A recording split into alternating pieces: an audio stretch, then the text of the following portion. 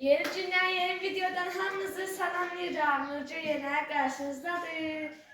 Dostlar sabahınız hayır olsun, cürotanız hayır olsun.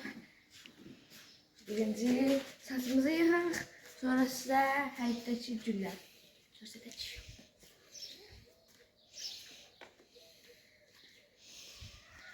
Ana, zəhmət olmasa bu titrəndi. Mən bu saçımı atıb gəlirəm. Dostlar, ben saçımı açtım, bunu darayıram. Dostlar, burada saçımı darayıram. Dostlar, saçımı belə yıxdım. Necə buldu saçımı? Dostlar, bu arada pijamalardanam. İstədim bir dəfə də pijamalardan çəkdirəm. Gəlin birlikdə güllərə. Dostlar, gülləri sizə tək-tək göstərəcəm. Həm də sizə məlumat verəcəm. Gəlin birlikdə.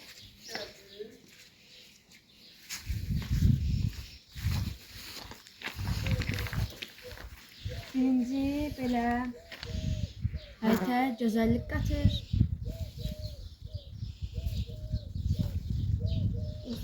Gülü çox bəyənirəm.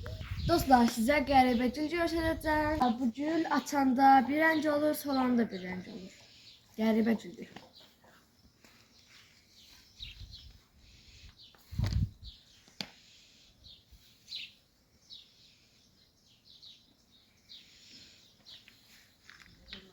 Dostlar, bunlar da qaba açdığımız güllərdir.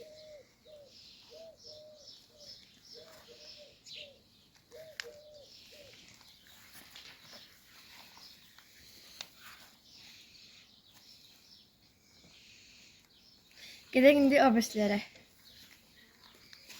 Gəlin. Dostlar, baxın.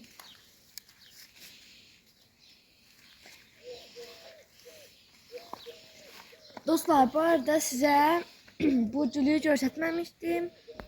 Dostlar, bu gül yabani güldür, qılıçqın güldür. Bunu bu arada çəkməmişdim mən.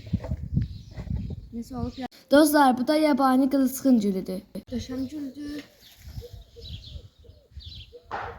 Dostlar, bu yabanidir və bir budaqdan iki gül rəng açıb. Dəhşətdir. Mənzərə. Dostlar, bu da böyle güldür. Az qalıb evə dırmaşıb. Bu da bücür güldür. Dostlar, bu arada dünən hava çox yağmurluydu. Ama ne diyor bu? şükür Allah'a ki, istidir, güneşlidir.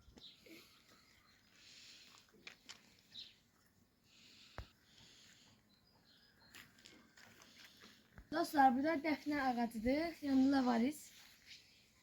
Gül değil bu arada bu. Videonu buraya kadar izlediğiniz için hamınıza çok teşekkür ederim. Videonu beğendiyse kanala abone olup like atıp yorum yazmayı unutmayın. Bye bye.